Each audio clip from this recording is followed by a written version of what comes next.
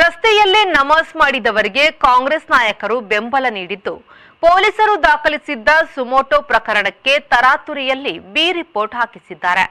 ಆ ಮೂಲಕ ಸಮಾಜದ ಸಾಮರಸ್ಯಕ್ಕಿಳಿಸಲು ವಿಷಬೀಜ ಹಾಕಿದ್ದಾರೆ. ಹೀಗಾದರೆ ಮುಂದೆ ರಸ್ತೆಯಲ್ಲಿಯೇ ನಮಾಜ್ ಮಾಡುವುದಕ್ಕೆ ಬೆಂಬಲ ನೀಡಿದಂತಾಗಿದೆ ಎಂದು ಶಾಸಕ ಭರತ್ ಶೆಟ್ಟಿ ಹೇಳಿದರು.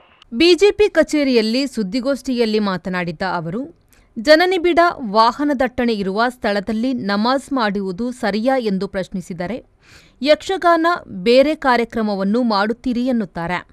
ಅದಕ್ಕೆಲ್ಲ ಪರ್ಮಿಷನ್ ತೆಗೆದುಕೊಂಡು ಮಾಡಲಾಗುತ್ತದೆ. ವರ್ಷಕ್ಕೊಮ್ಮೆ ಪ್ರತಿ ಹಬ್ಬ ಬಂದಾಗಲೂ ಪರವಾನಿಗೆ ಪಡೆದು ಮಾಡಲಾಗುತ್ತದೆ. ಏಕಾಏಕಿ ರಸ್ತೆಗೆ ಬಂದು ನಮಾಜ್ ಮಾಡಿದ್ದು ಸರಿಯೇ?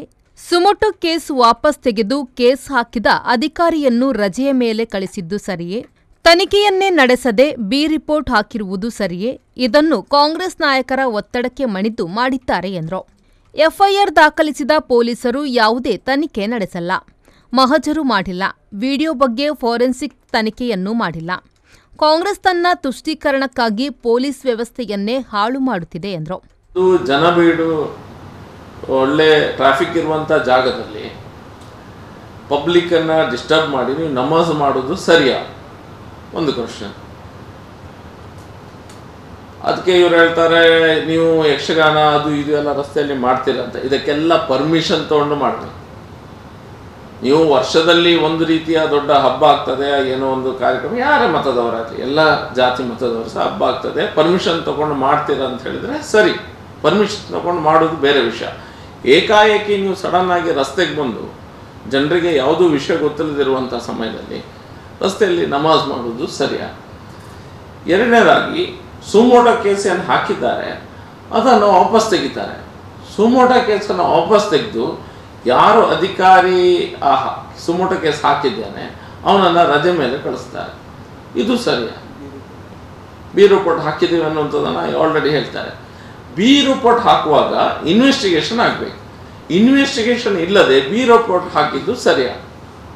ಯಾವುದೇ ಇನ್ವೆಸ್ಟಿಗೇಷನ್ ಮಾಡದೆ ಇದು ಪೊಲಿಟಿಕಲ್ ಪ್ರೆಷರಿಂದ ಆಗಿದೆ. ಇಲ್ಲಿ ಸಣ್ಣ ರೀತಿಯ ಇನ್ವೆಸ್ಟಿಗೇಷನ್ ಆದರೂ ಆಗಬೇಕಿತ್ತು. ಎಲ್ಲಿ ಏನು ಮಹಜರಾಗಲಿಲ್ಲ, ಅಲ್ಲಿ ವಿಡಿಯೋ ಇದೆ, ಅದ್ರ ಬಗ್ಗೆ ಯಾವುದೇ ರೀತಿಯ ಇನ್ವೆಸ್ಟಿಗೇಷನ್ ಆಗಲಿಲ್ಲ, ಫೊರೆನ್ಸಿಕ್ಗೆ ಕಳಿಸಿದ್ದಾರೆ, ಏನು ವಿಷಯನೇ ಇಲ್ಲ, ಏಕಾಏಕಿ ಇಲ್ಲ. ಅಂದರೆ ತುಷ್ಟೀಕರಣ ನೀತಿಯ ಪರಮಾವಧಿಯನ್ನು ತಲುಪಿದ್ದಾರೆ ಇವರು. ಏನೋ ಒಂದು ಕಡೆ ನಾವು ಇದೆಲ್ಲ ಮಾಡಿದರೆ ನಮಗೆಲ್ಲ ನಮಾಜ್ ಮಾಡೋರ ಓಟೆಲ್ಲ ನಮಗೆ ಬೀಳ್ತದೆ ಅನ್ನುವಂಥ ಮನಸ್ಥಿತಿಯಲ್ಲಿ ಇದ್ದಾರೆ. ಇದು ಸರಿಯಲ್ಲ. ಮೂರನೇದಾಗಿ ನಾವು ಪ್ರಶ್ನೆ ಮಾಡಿದರೆ ನೀವು 107 ಕೇಸ್ ಹಾಕ್ತೀರಿ. ಶರಣ್ ಪಂಪಲ್ ಮೇಲೆ ಪ್ರಶ್ನೆ ಮಾಡಿದ್ದಕ್ಕೆ 107 ಕೇಸ್ ಹಾಕಿದ್ದು ಸರಿಯಾ?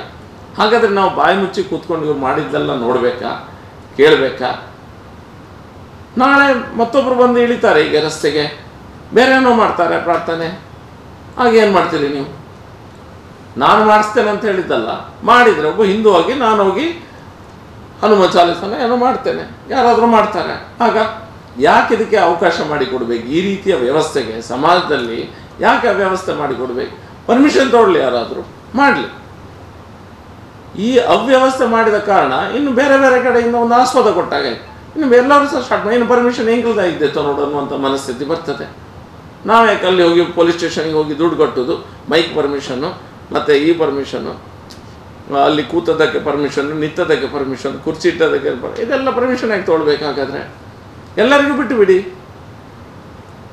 ಇದು ಬನಾನಾ ರಿಪಬ್ಲಿಕ್ಕಿಂತ ವರ್ಸ್ಟ್ ಆಗ್ತಾ ಇದೆ. ಹೋಲ್ ಕರ್ನಾಟಕದಲ್ಲಿ ಸಿಚುವೇಶನ್ನು ಇವರಿಗೆ ಟೋಟಲ್ ಆಗಿ ಅಡ್ಮಿನಿಸ್ಟ್ರೇಷನ್ ಟೋಟಲ್ ಫೇಲಿಯರ್ ಆಗಿದೆ. ಡೆವಲಪ್ಮೆಂಟ್ 5 ಪೈಸೆ ಇವರಿಂದ ಡೆವಲಪ್ಮೆಂಟ್. 1 ವರ್ಷ ಆಯಿತು ನಾವೆಲ್ಲ MLAಗಳಾಗಿ, 1 ವರ್ಷ ದಾಟಿದೆ. ಒಂದೇ ಒಂದು ಅಭಿವೃದ್ಧಿಯ ಕೆಲಸ ನನ್ನ ಕ್ಷೇತ್ರದಾಗಲಿ ಎಲ್ಲೇ ಒಂದೇ ಒಂದು ಇದಾಗಲಿಲ್ಲ. ಇನ್ನೂ ಸಹ ಹಳೆ ಸರ್ಕಾರದಲ್ಲಿ ಇದ್ದಂಥ ಬಿಲ್ಗಳನ್ನು ಪಾಸ್ ಮಾಡಿದೆ, ಅದನ್ನು ನಿಲ್ಲಿಸಿ ಈಗಿರೋ ಕಾಂಟ್ರಾಕ್ಟರ್ಗಳನ್ನು ಹಿಂಡುವ ಪ್ರಯತ್ನ ಮಾಡ್ತಾ ಇದ್ದಾರೆ ವಿನಾ ಯಾವುದೇ ಕೆಲಸ ಆಗ್ತಿಲ್ಲ. ಈ ರೀತಿ ಇಶ್ಯೂಸ್ ಬಂದಾಗ ಇದನ್ನು ದೊಡ್ಡದು ಮಾಡುವ ಅಗತ್ಯ ಇರಲಿಲ್ಲ. ಇದನ್ನು ದೊಡ್ಡ ಮಾಡಿದರು, ಅದನ್ನು ಕೇಸ್ ತೆಗೆದ್ರು, ಬಿ ರಿಪೋರ್ಟ್ ಹಾಕಿದ್ರು, ಇದು ಮಾಡಿದ್ರು, ಮತ್ತೊಬ್ಬನ ಮೇಲೆ ಕೇಸ್ ಹಾಕಿದ್ರು. ಈಗ ನಾನೀಗ ಹೇಳಿದರೆ ನನ್ನ ಮೇಲೆ ಕೇಸ್ ಹಾಕ್ತಾರೆ, ಹಾಕಿಬಿಡಲಿ. ಎಲ್ಲರ MLAಗಳ ಮೇಲೆ ಕೇಸ್ ಹಾಕೋದು ಅವರಿಗೆ ನಾರ್ಮಲ್ ಆಗಿ ಹೋಗಿದೆ. ಅಂದರೆ ಪ್ರಶ್ನೆ ಮಾಡಬಾರ್ದು, ನಮ್ಮನ್ನು ಯಾರು ಪ್ರಶ್ನೆ ಮಾಡಬೇಡಿ. ನಾವು ಪ್ರಶ್ನಾತೀತರು, ನಮ್ಮನ್ನು ನಾವು ಆ ಲೆವೆಲ್ಗಿಂತ ಮೇಲಿದ್ದೇವೆ ಅನ್ನುವಂಥ ಭಾವನೆ ಇದೆ. ಖಂಡಿತ ಶರಣ್ ಪಂಪೇಲ್ ಪೋಸ್ಟಲ್ಲಿ ಏನು ಫೇಸ್ಬುಕ್ಕಲ್ಲಿ ಹಾಕಿದ್ದೇನೆ, ನಾನು ಅದನ್ನು ರಿಪೀಟ್ ಮಾಡಿ ನಾನು ಸಪೋರ್ಟ್ ಸಹ ಮಾಡ್ತೇನೆ. ಅದಕ್ಕೆ ಅದು ಮಾಡಿದ್ದು ಕರೆಕ್ಟ್. ಅವರು ಹಾಕಿದ್ದು, ಅವರು ಆದ ಪ್ರಶ್ನೆಗೆ ಒಂದು ಪ್ರಶ್ನೆ ಹಾಕಿದಾರಲ್ಲ, ಅದಕ್ಕೆ ಉತ್ತರ ಕೊಡಲಿ ಅವರು. ನಾವು ನಾಳೆ ಬಂದು ಈ ರೀತಿಯನ್ನು ಮಾಡಿದರೆ ನೀವು ಸುಮ್ಮನೆ ಇರ್ತೀರಾ ಇಲ್ವಾ? ಈ ರೀತಿಯ ಮನಸ್ಥಿತಿ ಸಮಾಜದಲ್ಲಿ ಗೊಂದಲವನ್ನು ಹುಟ್ಟಿಸುವಂಥದ್ದು, ಸಮಾಜದಲ್ಲಿ ಸಾಮರಸ್ಯನ ಕೆಡಿಸುವಂಥದ್ದು. ಕೇಳಿದರೆ ನಾವು ಸೆಕ್ಯುಲರಿಸಮನ್ನು ಕಾಂಟ್ರಾಕ್ಟ್ ತೊಗೊಂಡಿದ್ದೇವೆ ಅಂತ ಹೇಳ್ತಾರೆ. ಮಾಡುವುದೆಲ್ಲ ಇಂಥದ್ದು ಕೆಲಸ. ಈ ರೀತಿಯ ಕೆಲಸಕ್ಕೆ ಆಸ್ಪದ ಮಾಡಿಕೊಡ್ತೇನೆ. ನಾನು ಉಗ್ರವಾದಿ ಪ್ರತಿಭಟಿಸ್ತೇನೆ ನಾನು ಇದನ್ನು ವೈಯಕ್ತಿಕವಾಗಿ ಅಂತೂ ನಾನು ಇದನ್ನು ಒಪ್ಕೊಳ್ಳಿಕ್ಕೆ, ಈ ರೀತಿಯ ವರ್ತನೆ ಇಡೀ ಸಮಾಜದಲ್ಲಿ ಒಂದು ಪಾಯ್ಸನ್ ಹಾಕಿದಂಥ ಒಂದು ವ್ಯವಸ್ಥೆಯವರು ಮಾಡಿಬಿಡ್ತಾರೆ. ಇನ್ನು ನಾಳೆ ಮತ್ತೊಂದು ಕಡೆ ಸ್ಟಾರ್ಟ್ ಆಗ್ತದೆ ನೋಡಿಬೇಕಾದ್ರೆ. ಮತ್ತೊಂದು ಕಡೆ ರಸ್ತೆಗೆ ಬಂದು ನಮಾಜ ಮತ್ತೊಂದು ಮಾಡ್ತಾರೆ, ಅದಕ್ಕೆ ಎದುರಾಗಿ ಮತ್ತೊಂದು ಏನಾದ್ರು ಮಾಡ್ತಾರೆ. ಹಾಗೆ ಇವರು ಒಂದು ಸೈಡಿಗೆ ಫುಲ್ಲು ಪುನಃ ಒಂದು ಕೇಸ್ ಹಾಕಿ ಬಿಡ್ತಾರೆ. ಅಷ್ಟು ಬಿಟ್ಟರೆ ಮತ್ತೆ ಏನಾಗೋದಿಲ್ಲ ಇವ್ರ ಹತ್ರ. ಇವರು ಮುಖ್ಯಮಂತ್ರಿಗಳು, ಗೃಹ ಮಂತ್ರಿಗಳು ಮತ್ತು ಇಲ್ಲಿನ ಸಂಬಂಧಪಟ್ಟ ಮಂತ್ರಿಗಳು ಮತ್ತೆಲ್ಲ ಅಧಿಕಾರಿಗಳು ಎಲ್ಲರೂ ಸಹ ಒತ್ತಡದಿಂದ ಕೆಲಸ ಮಾಡ್ತಾ ಇದ್ದಾರೆ. ಯಾರು ಸಂವಿಧಾನದ ಪ್ರಕಾರ ಅಥವಾ ರೂಲ್ಸ್ ಆ್ಯಂಡ್ ರೆಗ್ಯುಲೇಷನ್ ಪ್ರಕಾರ ಕೆಲಸ ಮಾಡ್ತಾ ಇಲ್ಲ. ಅವರಿಗೆ ಬಂದಂದಾಗೆ ಕೇಸ್ ಹಾಕ್ತಾರೆ, ಬೇಡದಿದ್ದಾಗ ಕೇಸ್ ತೆಗಿತಾರೆ. ಎಲ್ಲ ಕಡೆ ಫಿಕ್ಸಿಂಗ್.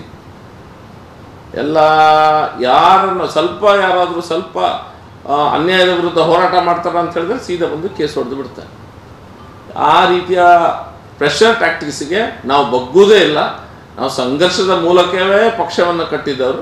ತತ್ವ ಸಿದ್ಧಾಂತದ ಪರವಾಗಿ ನಾವು ಸಂಘರ್ಷದ ಮೂಲಕ ಇಷ್ಟು ತನಕ ಬಂದಿದ್ದೇವೆ. ಮುಂದೆ ಸಹ ಅದೇ ರೀತಿಯ ಹೋರಾಟವನ್ನು ನಾವು ನಡೆಸ್ತೇವೆ. ಅಶ್ವಥ್ ಶೆಟ್ಟಿ, ವಿ4 ನ್ಯೂಸ್, ಮಂಗಳೂರು.